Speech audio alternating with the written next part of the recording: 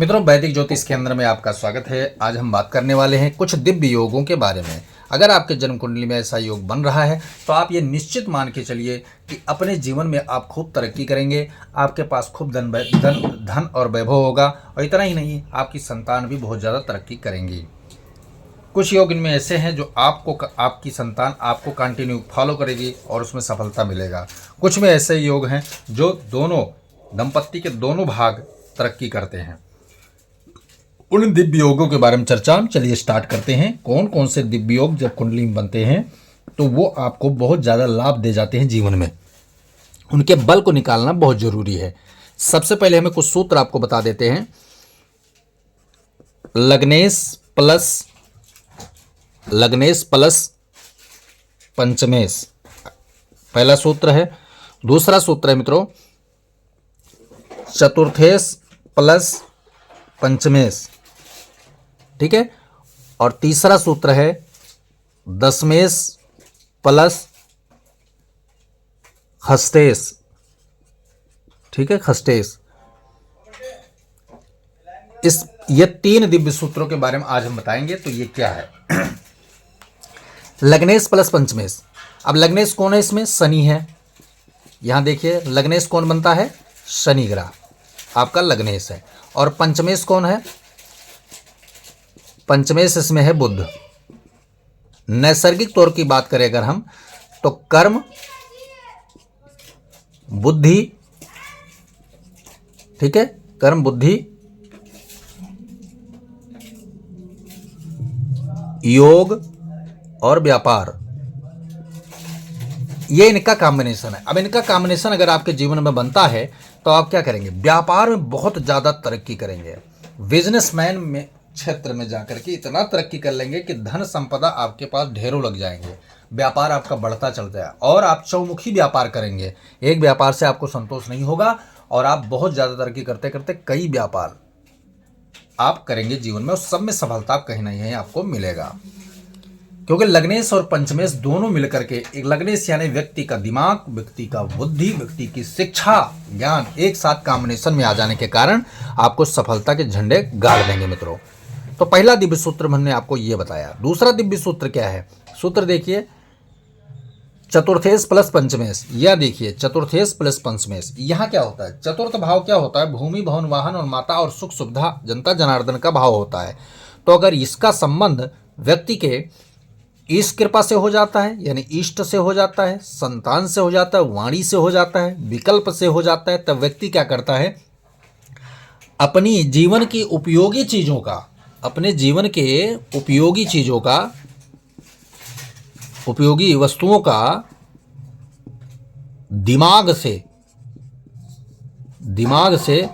प्राप्ति कर लेता है।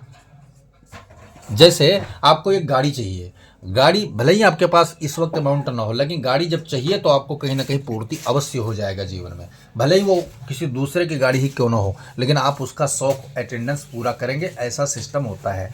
मकान आपके पास पैसे नहीं, लेकिन रहनवास आपका बहुत ज़बरदस्त होगा। यानी व्यक्ति के पास कुछ भी नहीं है, लेकिन देखने में ऐसे लगेगा जैसे ये करोड़पति व्यक्ति है, क्योंकि ये स्टेटस वाला योग है। स्टेटस आपका एकदम मेंटेन रहने वाला है। ऐसे व्यक्ति पंचमेश और चतुर्थेश का जब हो जाता है तो कुटुंब परिवार एक साथ रहते हुए पूरे जीवन यापन करते हैं। एक चीज़ ये फायदा रहता है, संयुक्त परिवार की परिभाषा अगर देखा जाए तो पंचमेश चतुर्थेश एक होने पर व्यक्ति का दिमाग अपने परिवार के अटैचमेंट में रहता है, सुख सुविधा एक साथ जीवन जीते हैं वो। अगले दिव्य योग की बात करूं तो यहां पर आप देखिए दशमेश और खष्टेश। खष्टेश क्या है? रोग, ऋण, शत्रु का भाव है। दशमेश क्या है? कर्म का भाव है, पिता का भाव है, सब कुछ भाव। अगर इनका संबंध हो जाए और वो संबंध मित्रवत रहे, वो संबंध अगर मित्रवत ग्रहों के साथ बन जाता है मित्रों, मित्रवत, तब क्या होगा? जैसे यहां पर आप देखिए चतुर्थेश कौन है? खष्टेश कौन है? चंद्रमा। और दशमेश कौन है? मंगल। अगर चंद्र मंगल यहां पर अगर बैठ जाते तो एक प्रकार का राजयोग बना देते हैं, चंद्र मंगल नाम का राजयोग, और साथ साथ में नीच भंग का राजयोग बन जाता है। तब ऐसा व्यक्ति पाता क्या है? एक तो पदस्थ रहेगा जीवन, पद, प्रतिष्ठा, विजय, धन, ठीक है, धन, और शत्रु क्षय, शत्रुओं का हानि करने वाला शत्रु, इससे कभी भी जीत नहीं पाते, विजय नहीं पाते ऐसे शत्रु। तो जीवन में जब भी आपको ये चीज़ें मिलेंगी तो आपको एक तरफा मिलती चली जाएंगी, इसलिए यह दिव्य सूत्र आपको मैंने बताया मित्रों। एक दिव्य सूत्र और बता देता हूँ। अगर दसम भाव में, यहाँ देखिए गुरु और मंगल एक साथ बैठा हुआ है, तो गुरु क्या है? इनकमेश है और धनेश है। धन के दोनों सिस्टम का स्वामी कौन है? गुरु। अगर वो मंगल के साथ जाकर बैठ गया, योग युति में आ जाता है, तो ऐसा व्यक्ति करोड़पति योग में आ जाता है। करोड़पति उसको हम कह सकते हैं, पूरा एक तरफा। कैसे? गुरु ज्ञान का, धन का, संतान का स्वामी है। ये तीनों कॉम्बिनेशन गुरु ने जाकर के शुभ भाव में बैठ करके एक स्वराशि के महत्वपूर्ण और बाहुबली वाले ग्रह के साथ युति करके, यहाँ देखो स्वराशि का मंगल बैठा हुआ है, तो गुरु मित्र भाव, मित्र राशि में है और मित्र ग्रह के साथ में है। तो यहाँ पर जो राजयोग बनाया उसने, उसमें आपको करोड़पति यानी कि आपकी इच्छा अनुकूल धन की प्राप्ति वहाँ से व्यक्ति करेगा। और साथ साथ में उसकी संतान भी इसको कंटिन्यू करेंगे, फॉलो करेंगे। कर्म योग ऐसा रहेगा कि किसी का 1 रुपये वो व्यक्ति जो है हड़प नहीं करेगा और अपना 1 रुपये बर्बाद नहीं करेगा। फूंक फूंक कर कदम रखने वाला ऐसा जातक होता है, लेकिन हम कंजूस नहीं कह सकते उसको, क्योंकि दान की प्रवृत्ति उसके अंदर रहने वाली है। तो अपने पैसों का सही इस्तेमाल कैसे किया जाता है, इस जातक को भली भांति आएगा जीवन में। तो ये जो दिव्य योग है, ये दिव्य योग जातक को स्थिति परिस्थिति में धन का उपयोग, धन की कमाई, धन का संतुलन कैसे रखना है, इसको भली भांति पता है। आपका लग्न कौन सा है ये आप देखिए, लग्न के अनुसार आप उसको सूत्र को मैचिंग। अब यहाँ जो ये बना, तो इसमें क्या है कि दशमेश के साथ में सूत्र, आप इसको लिख देता हूँ, दशमेश के साथ में धनेश का या इनकमेश का अगर युति बनता है तो आपके कुंडली में ये योग बनके तैयार होगा मित्रों। देखना यह है आपके कुंडली में है या नहीं है। एक महत्वपूर्ण चीजें और बता देता हूँ, जब कोई दिव्य योग या राजयोग बनता है मित्रों, तो उसमें 2 चीजें बहुत कॉमन होती हैं, वो देखना होता है। कई बार वो दिव्य योग बनने के बाद भी फायदा नहीं दे पाता है, तो उसका कारण क्या होता है? उसको यह है कि हमें अंशबल चेक करना जरूरी है। 0 से अंश से लेकर के जब कोई ग्रह 6 अंश के बीच में होता है तो क्या होता है? अगर सम राशि में तो बाल्यावस्था में है, और 28 अंश से लेकर 30 अंश के बीच में अगर है तो वो वृद्ध अवस्था में माना जाता है। ठीक उसी प्रकार अगर विषम राशि में है तो ये बाल्यावस्था हो जाएगा और ये वृद्धावस्था हो जाएगा।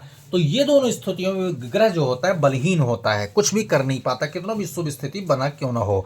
लेकिन जब कोई ग्रह आपको 7 अंश से लेकर के और 27 अंश के बीच पर बैठा हो, तब कहते हैं वो सबसे महत्वपूर्ण ग्रह माना जाता है। इन दिव्य योगों में एक चीज और महत्वपूर्ण रखता है कि युति योग स्वराशि, मूल त्रिकोण राशि और उच्च का अगर एक्स्ट्रा बल उसको मिल जाता है, केवल युति योग से राजयोग की बात नहीं कर रहा हूं, तब आपको वो क्या करता है, निरंतरता का बेस आधार आपको जीवन में दे देता है मित्रों।